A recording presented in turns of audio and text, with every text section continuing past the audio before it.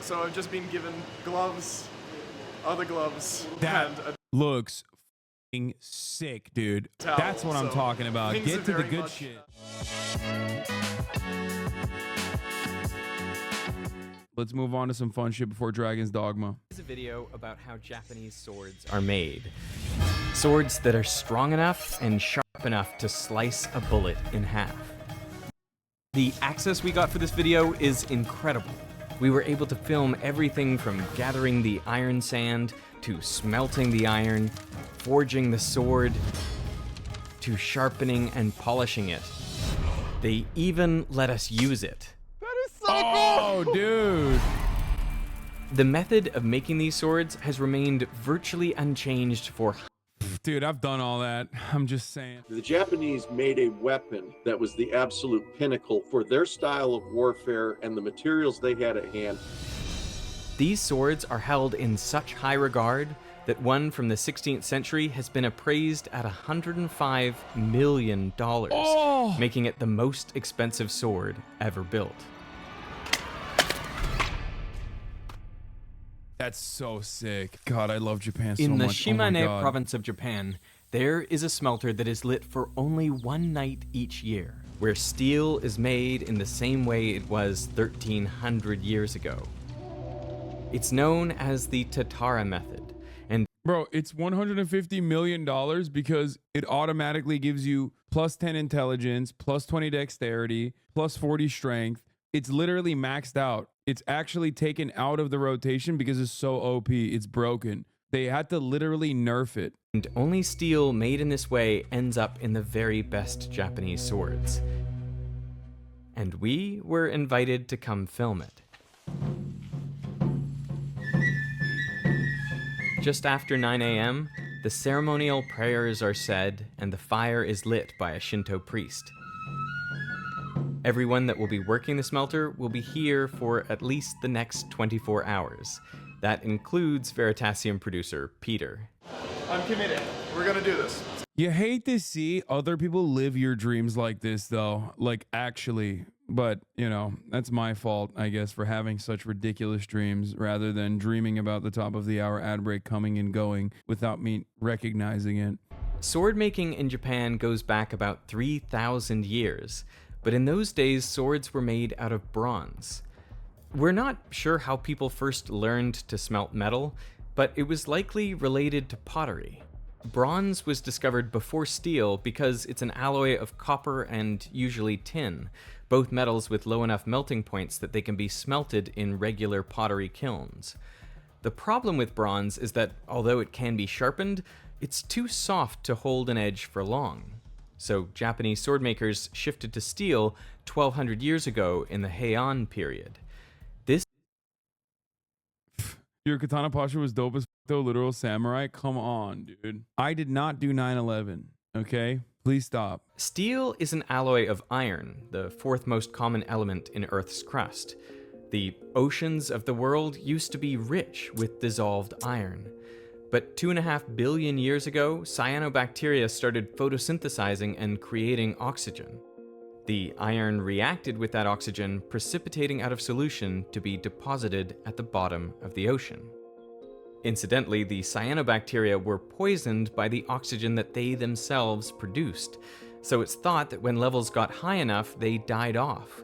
And as a result, oxygen levels dropped and iron no longer precipitated out of solution. Then the cyanobacteria could multiply again and the cycle repeated. That's why most of the world's iron is found in layers of sedimentary rock called banded iron formations.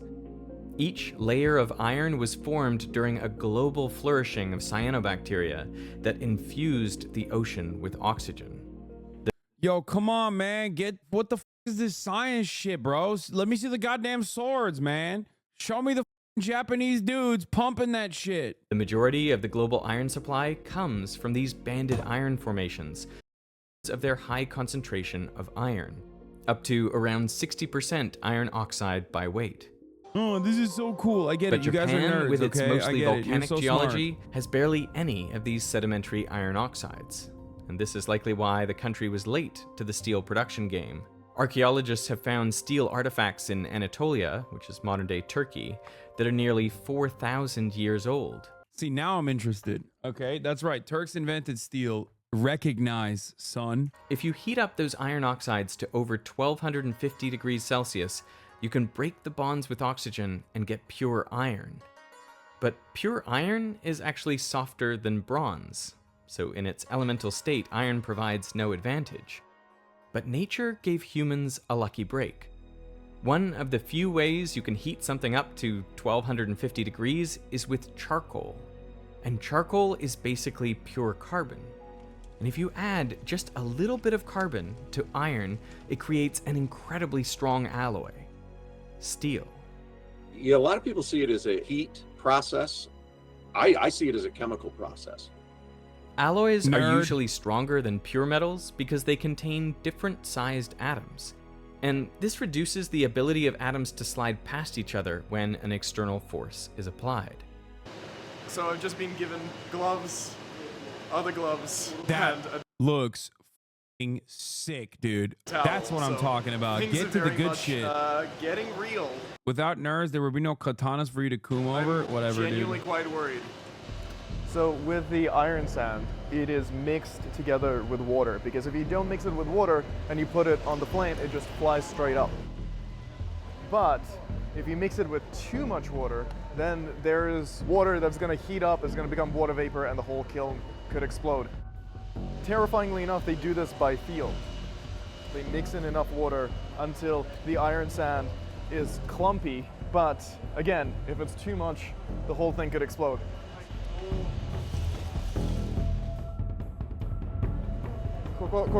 Hi. This is how you know Japan fell off. You know before they never let white boys touch any part of that process. Agreed. Japanese economy in the dumps, dude. They're like, we have too much deflation. Please, white boy, come save us. Show us the way. Okay, put some iron in. Weebs single-handedly are keeping the Japanese economy alive. I am certain of. And I say this as a weeb myself, and it is my honor to keep the Japans alive. The temperature inside the smelter gets up to 1500 degrees Celsius, just below the melting point of iron, which is 1538 Celsius. So the iron being smelted isn't liquid, but it's soft and malleable enough to clump together into a big block of iron. No matter how high quality the iron sand is, there will always be some impurities, like sulfur, phosphorus, and silicon oxides. They combine with carbon from the charcoal and melt at a lower temperature than iron, so they become liquid and flow to the bottom. This is known as slag. After many more hours of adding charcoal and iron sand, it is time for the first removal of the slag. Before the first removal of slag, another prayer is said. Oh, that's insane. You bloody slag. Work, you f***ing slags. So for the last 3 hours, there's been 3 processes that we've been doing. 1 is adding the charcoal, 2 is adding the iron sand, and 3 is opening up the smelter from the bottom to break apart the impurities so they can flow out. I just know that feels good as for the forge. Oh, you know it. Getting all that out of your system.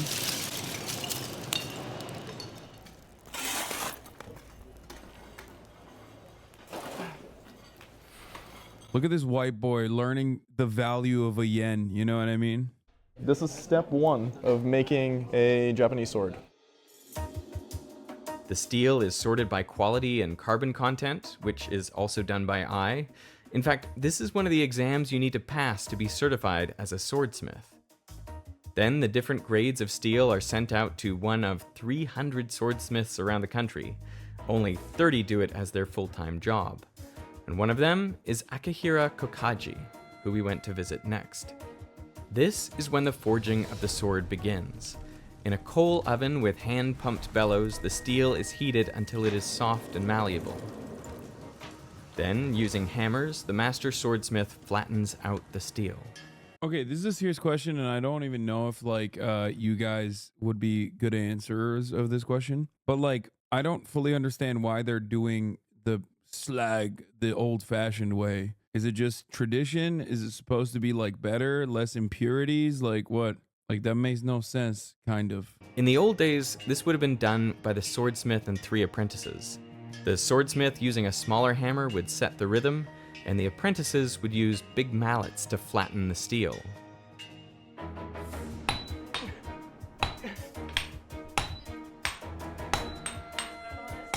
Whew. That was terrifying. These days, electric hammers are used. What do I mean? What do you mean, what do I mean? Modern methods of creating steel are probably infinitely more efficient, infinitely less time consuming, infinitely less labor intensive, and probably yield way less imperfections. It has to be specifically for the vibes. There are literally laws in Japan that only allow swords to be made by traditional methods, hence they're considered art pieces and not weapons and legal to own. Is flat enough, it is then bent back on itself.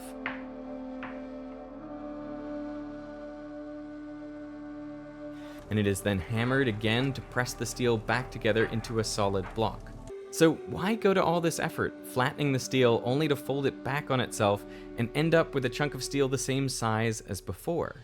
Well, because folding does 2 very important things.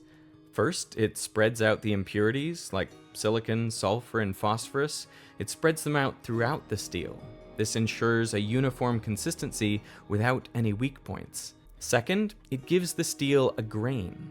After folding the sword, 1,000 folded 1,000 times. Nihon steel. the higher the carbon percentage, the harder and more rigid the steel. But this hardness comes at a cost. The steel becomes brittle, making it more likely to chip and shatter rather than bend. So what swordsmiths do is they use steel with different carbon contents for different parts of the blade.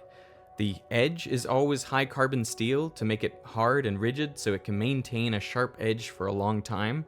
But the spine is usually made of lower carbon steel, which allows the sword to flex without breaking.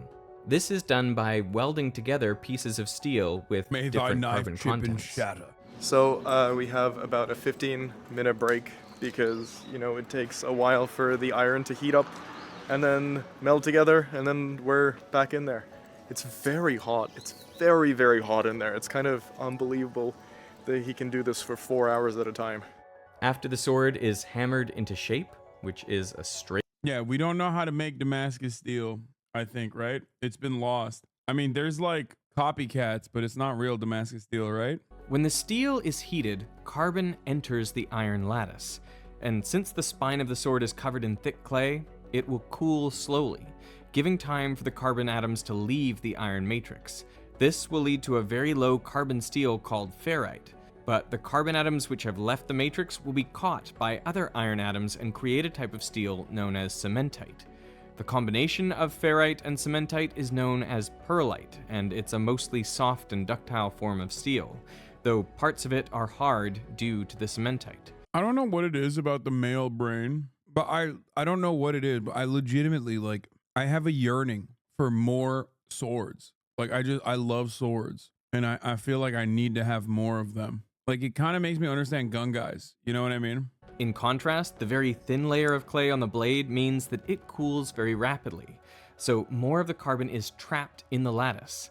This forces the lattice structure to change from cubic to tetragonal, making a form of steel known as martensite. Since the trapped carbon puts stress on the lattice, martensite is incredibly hard, exactly what you'd want for the edge of a sword.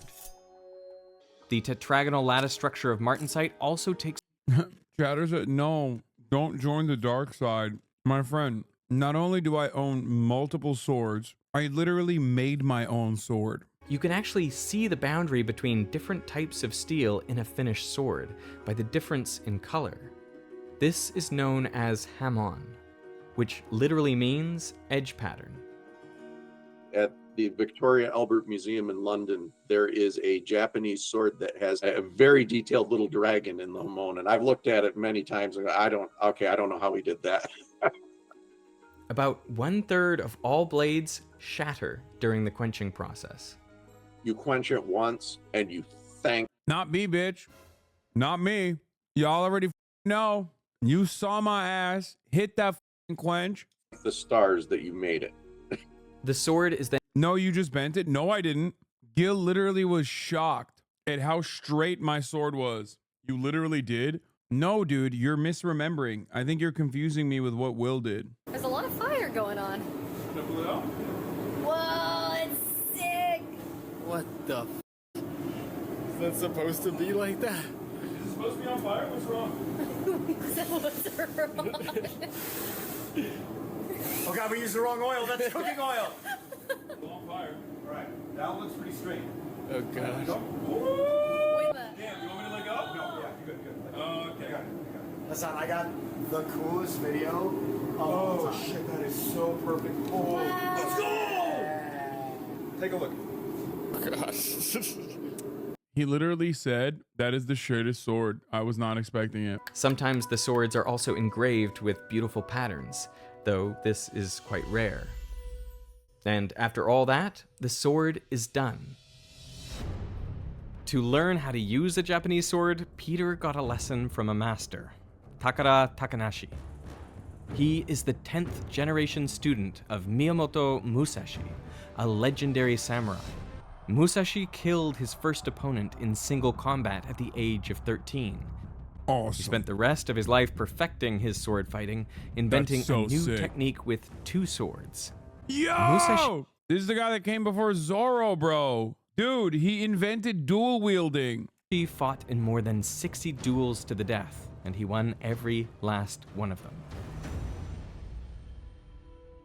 There is a story about a duel that took place during a snowstorm. That's always funny to think about. Like, I've talked about this before. Like, the first guy to invent flanking just cooked so hard. Like, so much shit that we take for granted now in the science of warfare, someone invented it. And the first guy that did it, everyone was like, that is the most insane thing that I've ever seen in my life. Like, this guy, he's too powerful. Like, some guy was like, why don't we just go around them?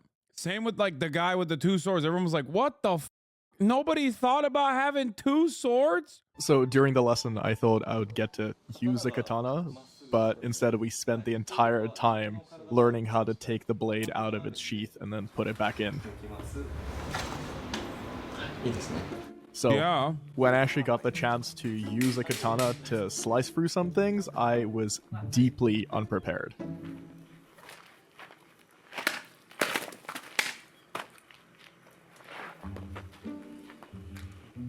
Okay, so this has been an amazing day.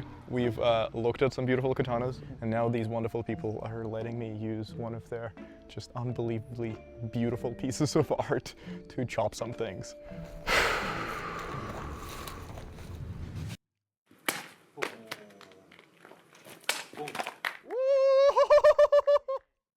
Like, this is kind of the best day ever. There really is something remarkable better. about Japanese swords. The amount form of was care, better. attention, and expertise that each step requires, from the gathering and refining of the iron sand, to the smelting, to the forging and sharpening a sword, each step takes so much time and skill. He didn't flick it. Disgraceful.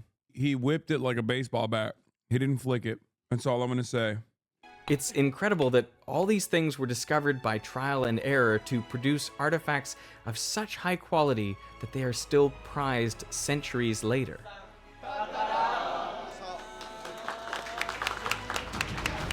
Before I made this video, I didn't really appreciate that swords can be art. To me, it's a good reminder that whatever you do, you should do it with deep care, attention to detail, and love for the craft. Do that enough times, and you might just make something beautiful. Arigatou gozaimasu.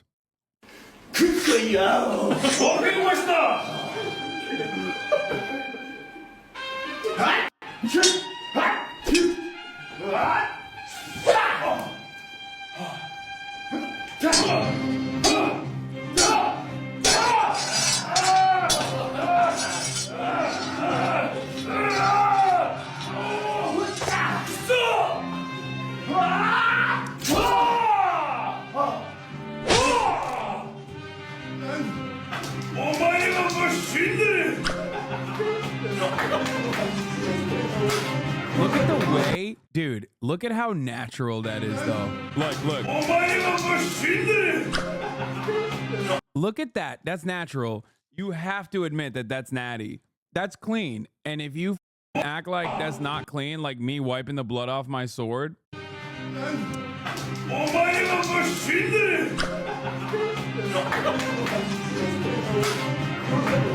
You're not a hot tomato, little bro. Yes, I am. Yes, I am. I am Anjin.